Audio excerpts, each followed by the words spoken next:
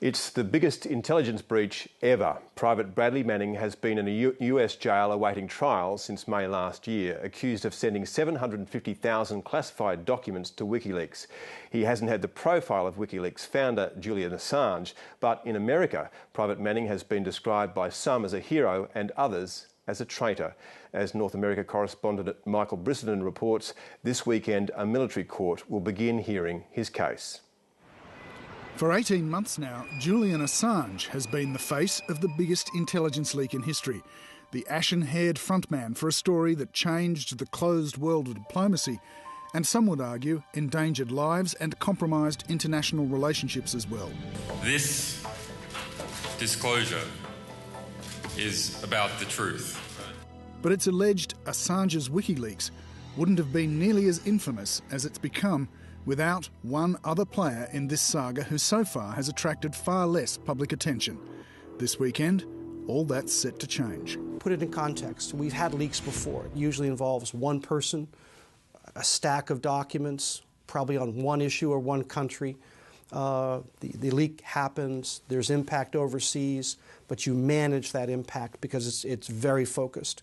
This involved everything, every relationship that the United States had with every country in the world. I think Bradley Manning is already seen as somebody who's being charged with telling the truth. If he's guilty of what he's accused of, he didn't sell the documents to a foreign power, he didn't make any profit from it, he didn't give them to our enemy.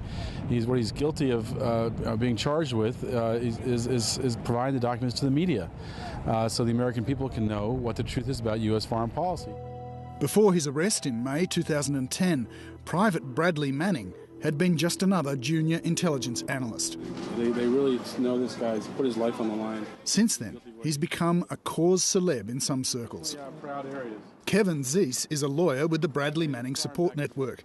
He also happens to be the organiser of the occupied DC encampment that still sits just a few blocks from the capital. In this crowd, Bradley Manning is already something of a folk hero.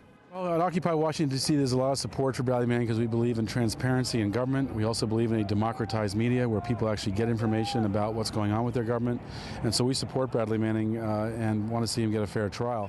Bradley Manning's case has already attracted a considerable amount of protest. No doubt his trial will attract more. And the preliminary hearing that starts this weekend will just be the start of what's expected to be a long trial process. Manning is facing 22 charges that rest on the testimony and internet chat logs of another cyber hacker. For me, the precise moment at which I felt that what Bradley Manning was doing was a danger to national security and to the lives of others was when he characterized one of his leaks as being in excess of 250,000 State Department documents. Adrian Lamo doesn't speak to the media much, but earlier this year he did agree to this Skype interview with the ABC's Four Corners program. He says Manning approached him online after learning of their shared interest in WikiLeaks.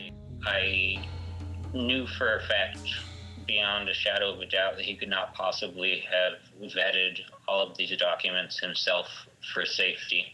It was simply being released in bulk to an unauthorized third party, a third party that had an unknown agenda.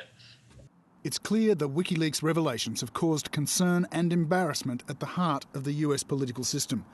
But the government's response hasn't gone without criticism either.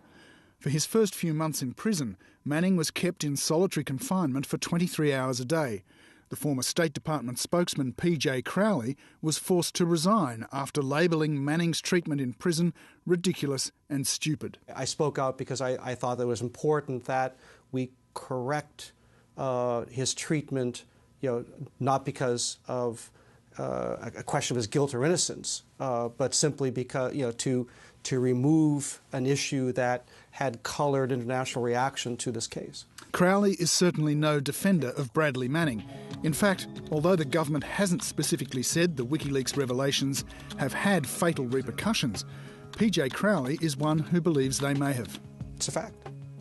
Well, I mean, it's hard to separate, so if somebody has been killed in a particular country, is it because they were trying to upset the status quo? Is it because they were talking to a journalist, to a U.S. diplomat, or something in between?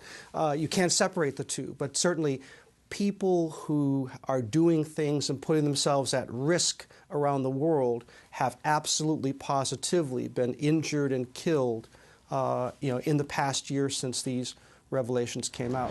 The Bradley Manning hearing will be conducted under the tightest of security. Only 9 reporters will be allowed into the court. There will be no telecommunications, no laptops, no cell phones, and certainly no cameras allowed to be used at any time while the court's in session. Now, these might seem like tight restrictions, but they are fairly standard procedure for a US military court. Nonetheless, the supporters of Bradley Manning say the military court itself in this case could be the biggest impediment to justice. The jury, the judge, the convening officer are all under President Obama's command. He's declared him guilty. A fair trial is almost impossible.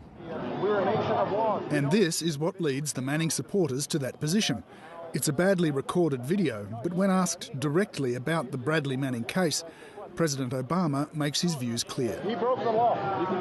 How can you be an officer hoping to have a career in the military and then go against the commander-in-chief who's already pronounced this guy guilty? What will happen here will go forward before a judge and a jury, and whatever happens in this trial will be subject to review and appeal. I have every confidence that a military justice system can deliver justice and a fair verdict. At its heart, the Bradley Manning supporters see this as a matter of freedom of speech, openness and accountability that some have equated to the famous Pentagon Papers dealing with the Vietnam War that were leaked by Daniel Ellsberg in the 1960s. Mr. Ellsberg himself is one of those. I would say that Bradley Manning has shown a willingness to give his life, his freedom, a life of freedom for his country, and you can't be more patriotic than that. Others see it as a cut and dried case of criminal conduct that continues to have far-reaching implications.